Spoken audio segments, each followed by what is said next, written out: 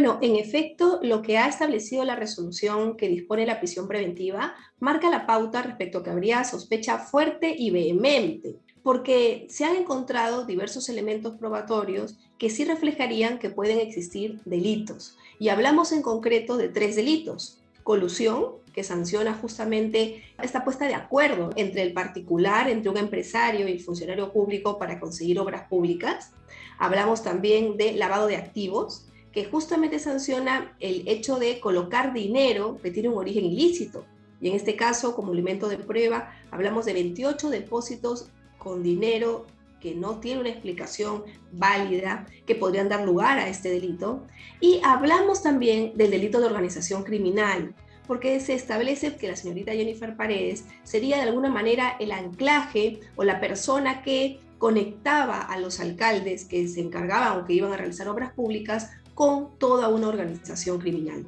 Entonces sí podríamos decir que en efecto en este caso hay una prueba suficiente para poder hablar de estos tres ilícitos penales como mínimo.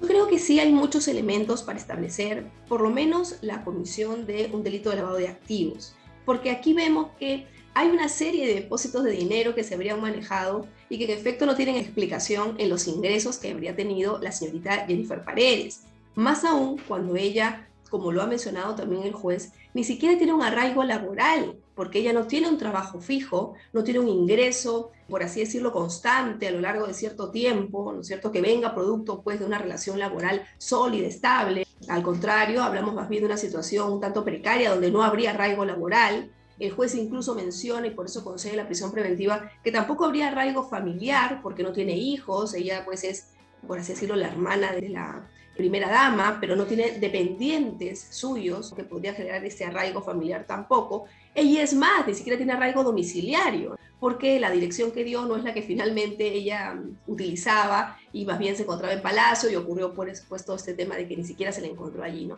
Entonces, por estos elementos vemos que mínimamente por un tema de lavado, este dinero no se podría explicar. Y a eso yo sí creo que podríamos sumar una participación un tanto singular respecto pues a esta conexión entre los alcaldes y las obras públicas que se realizaban. Y ahí pues tenemos el video donde ella aparece incluso hablando en representación de una empresa para realizar una obra pública. Y no olvidemos los sellos que se encontraron en su casa que tampoco tendrían por qué estar allí. Entonces vemos pues que sí hay indicios, sí hay elementos que nos podrían hacer pensar que hay probabilidades de que estos delitos se hayan cometido, lo que finalmente ha justificado este mandato de prisión preventiva.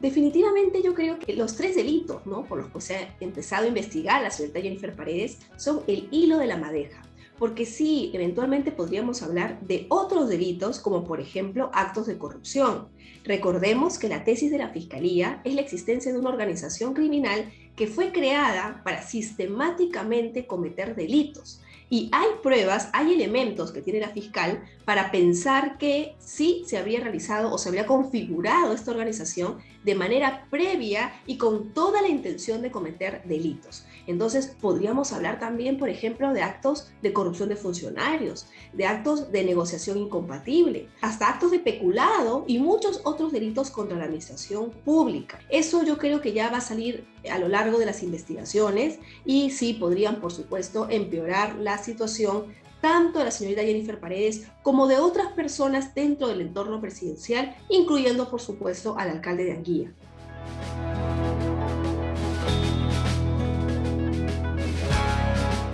Yo creo que en este caso sí hay elementos para hablar de un peligro procesal, tanto a nivel del peligro de fuga, que es parte de este elemento, como también a nivel de la posible obstaculización de las investigaciones. ¿Y eso por qué? Porque a nivel del peligro de fuga no podemos olvidar que a la señorita Jennifer Paredes no se le encontró, no se le localizó donde ella eventualmente tenía que estar, que era Palacio de Gobierno, de acuerdo al seguimiento que se le había realizado. Y ahí el juez es claro en señalar que hay pues una especial facilidad de acceso que esta persona tiene a Palacio de Gobierno, lo cual puede implicar un riesgo no solamente de fuga, sino de obstaculización también de las investigaciones. Y a esto hay que sumar el tema de las cámaras, ¿no? Este hecho de que se reportara que las cámaras se perdieron, que las grabaciones ya no están, que no se pueda hacer un real seguimiento de qué fue lo que pasó, de que no se haya dejado entrar a la fiscalía y a la policía hasta una hora y un poco más después de que se presentaron a Palacio.